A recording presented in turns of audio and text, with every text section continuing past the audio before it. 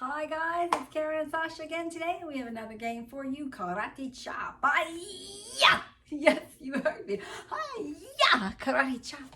Can your dog stay on the boundary with a karate chop? This is a cool proofing game and a great relationship booster. Number one, super strong behavior that you have is what you're going to want to be using today. So if you don't have something that's really strong that your dog does like all the time, it's like 99% that your dog's going to do this, I would build up that behavior first and then add this. It can be as simple as a sit or a down, even the 2 feet. Go to your boundary. We're going to start with go to your boundary because I think that's kind of where you're going to need to start with. This is a fun, energetic game. We get to see where your dog is in the arousal world. And I know arousal is a funny word. Everybody rolls their eyes back, but it's really good for the dog world because the dog does get up in arousal. So I know that Sasha, if I open my back door and we don't have the gate at the bottom of the stairs, girlfriend's going to take off like a bat out of hell, and she's going to go chasing squirrels and birds and chipmunks and whatever she can out there. So this is great for that situation. Can she hear me and know what I'm saying even though there's stuff going on? So can she get on the boundary if I'm doing a karate chop? Can she sit if I'm doing a karate chop? So this game is a build-up game. It may not be able to happen today, and that's okay, because we say that all the time. It's just information, and you're going to be able to build up to it. We're going to check in on that verbal cue. What does it mean to your dog? Can your dog perform it? What does it mean when your hands are all over the place? Does your dog only go like to this spot because you're like, sit, down. So now we're going to use that karate chop to see how your dog can handle it. Again, we're going to work with something simple. I'm going to do put her on a boundary, and I'm going to just say chop and see what she does. Now, we got to remember, we are very predictable. When your dog goes and sees your hand, it usually means one thing, so they start to predict that ahead of even our voices, right? They think like, oh, I'm going to start going, right? Oh, this means she's going to chuck it. So we're going to try a couple games today. Here we go. I'm going to tilt you down so you can see Sasha. Girl. Nice job. Ready? Break.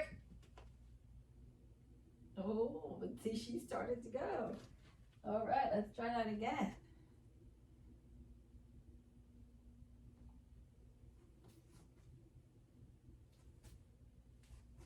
Oh yeah. Not bad, not bad. This is the first time we're playing this game. Not bad.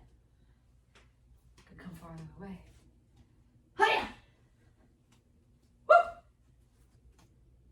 She thinks I'm crazy. Good girl. I'm gonna go behind him and try.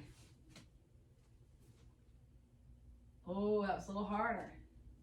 Hey! Shot! Break! Break! She's not sure. So my verbal cue isn't as good as I'd like. I'm gonna make it a little bit easier. Move away. Break! Good girl. Good girl. So she was a little, you can see her flinching, right? You can kind of see her flinching. So I can work on that very simply by asking her to just sit. Good. Good. Now I do have a cue for her to come slide, and she's doing pretty good. Middle. Nice. Good job. Good job. Good job. Good job. Pop it up. Good. So even with the pop it up with the cue, she did pretty good. Let's get you in front of me. Down. A little harder. Nice. Good girl. Stay down. Yeah. Yep. Sit. Oh, I thought she was going to go down. Good girl. Good girl. Pop it up. Break. Down. Oh, she's not sure. Okay, break. Down.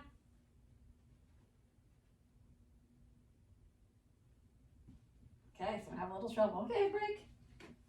That's okay. I can work on that. Let's see if we can work on that again. Down. Yeah, much better. Good girl. Good girl. Okay. Up. Down.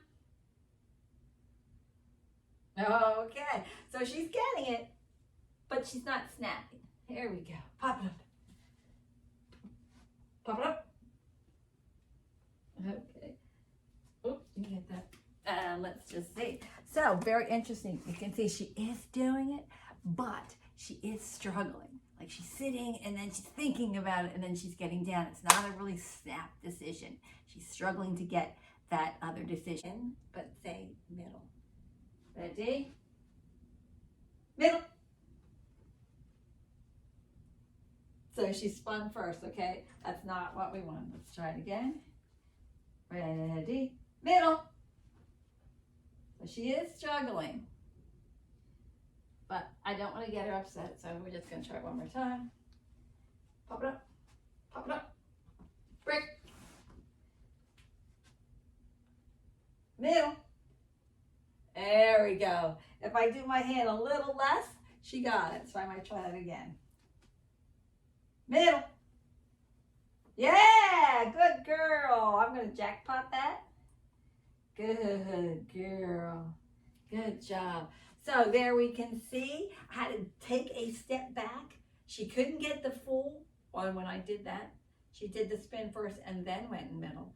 But if it was a little smaller, a little easier for her, then she got it. I just had to take back that skill, which I tell you guys all the time. If it's too hard, you're always looking for the win. All right, and there we go. We did give her some consolation food when she did it wrong, just to keep her involved with me and not to get her to be, one away. We still want her engaged with me. The other thing that I would have to say, what you're going to do is you're testing them. The dog has got to figure out what it is. Is it the verbal that gets me the food, or is it the hand motion that gets me the food? And you can see I did feed her each time, but when she did it right, I marked it yes, and then I jackpot and I fed her more and more. This is a really cool level up game, guys, but it's super fun and it's a great way to test your boundaries. I would mostly stay on the boundary and just do your chop, take them off and put them on and just do a chop.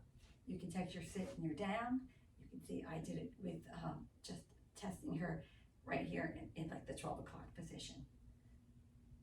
This is Karate Chop. Hope you enjoyed it. Good girl, Sasha.